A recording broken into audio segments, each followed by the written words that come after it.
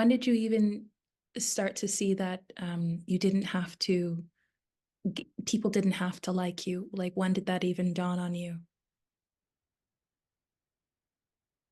I think my last relationship, Hmm.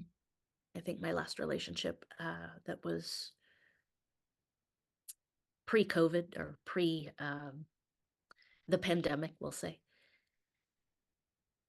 in that was really another level of awakening for me where I gave up in one day. I kicked him out of my house. I gave up alcohol. I gave up psychotropic medication that I had thought was keeping me stable emotionally, mentally. And all on the same day, I let all three of them go. I made the choice that I no longer wanted to be, I wanted something so different for myself that I made a very bold change. And, it was multifaceted. It wasn't just one thing that changed the trajectory. And what that did for me was after a horrible purging process of all of it, I started receiving information that I had been numb to for a lot of my life while I was on that medication and while I was imbibing on alcohol. It numbed my awareness on multiple levels, and that's also very Scorpio. So any of the water signs, right, are incredibly intuitive, and the 12th house, the 8th house are particularly intuitive or psychic. So if I'm looking at somebody's chart, I'm looking at the 12th house. Oftentimes the first house, like a Pisces moon in the first house, will be incredibly intuitive and psychic awareness. Now, not everybody with those placements are awake to their psychic abilities or their intuitive abilities because we've been conditioned to only rely on the logical mind. And so, though we all have that innateness of the intuitive intelligence, it's not a muscle that's been strengthened. And so, mm, I help people in my work tap into that intelligence, and it's not to disregard logic. We need both. But if we're not using both intelligences, we're handicapped in some way. So why not strengthen both intelligences along the way? This feels so vulnerable, though. Um, that's What I what feels vulnerable? like everything that you were sharing. It just feels like so vulnerable. Um, like what you were saying, because going back to the Cancer, the Mars, Venus, and Cancer. Um, I take right now. I take a lot of support from these sort of boundaries that I've set up in my life that are Mhm. fake, false, not so good boundaries to have. And I know that they're not very good for me. And I know that they kind of keep a lot of my um, intuitive gifts at Mhm. bay. And it's a bit of a trade-off that I'm doing right now. So I tell myself I want to be more intuitive, but I like having this boundary here because I don't like the vulnerability that comes with what it sounds like you were speaking about. Yeah, and I think it is vulnerable. It comes God, I used to feel so deeply about what people thought of me. God, what will people think of me? And it wasn't until I made peace with that and gave the energy back to them in their discomfort of who I am that I could truly be open to the receptivity of my own intuition. Like they all, everything's interconnected. All the energies and intelligences are interconnected, and you have to release some things to receive the other.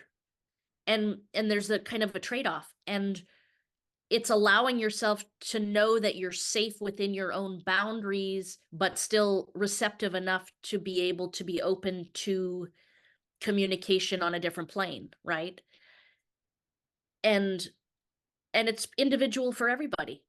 You can't just go enter a course for 9 weeks in intuitive development. You have to move through your own energetics and your own boundaries to hone that and to own it.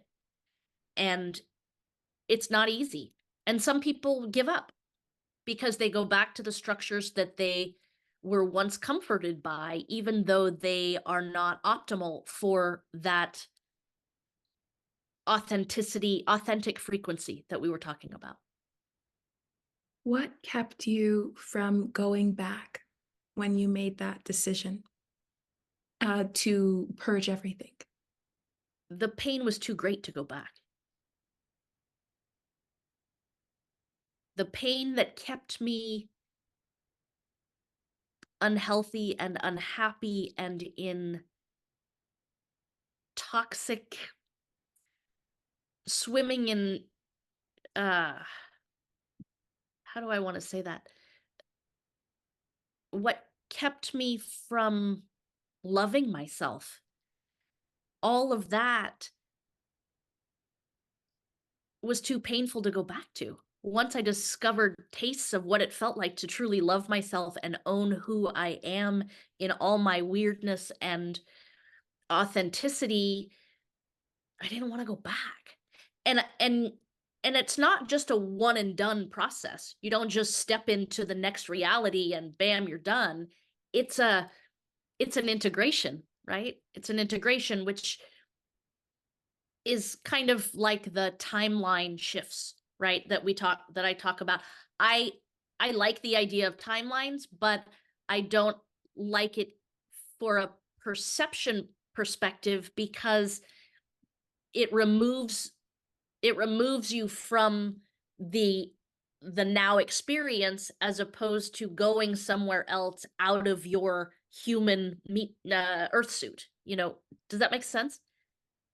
No, I mean, it probably does, but for whatever reason, I'm not picking it up. Okay, well, you can edit this part out if it doesn't. Um, but think I think it's an integration and it's a choice. I don't allow myself to slip back. I have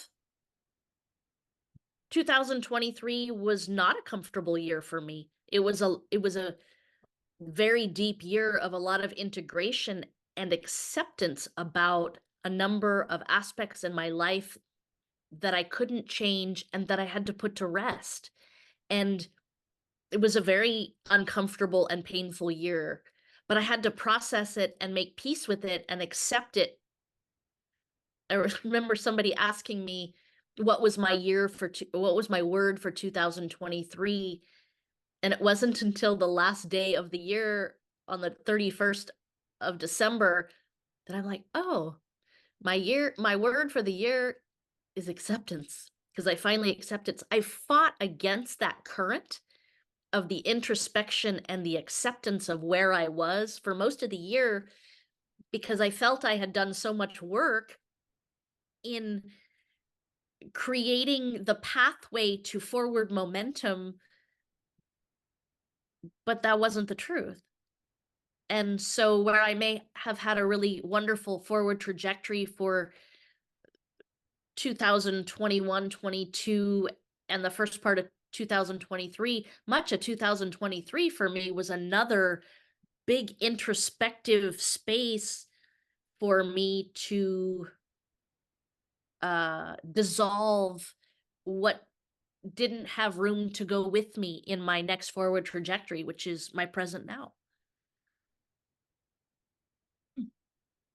So, so I think there's a myth that people that work in, I don't know, astrology or intuition, that they have all their ducks in a row.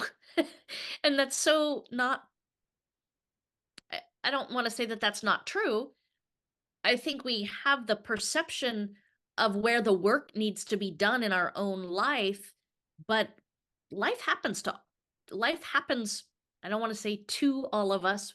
It happens for all of us, but we can feel victimized by certain events in our lives. And I'm no different than anybody else in that capacity. The whole victim consciousness, yeah, we don't want to be victims in our own lives, but there are circumstances in our lives where we have felt very victimized, and that isn't to be ignored or isn't to be shoved under the carpet. it's valuable fodder for how you grow through that and move into the forward momentum based on that past experience. Does that make sense? I think my head and my heart are feeling quite conflicted and heavy because what you're saying is something, that is true, that I'm wanting to move through. Can we talk about acceptance? Sure. Which we're doing, but Yeah. yeah, acceptance.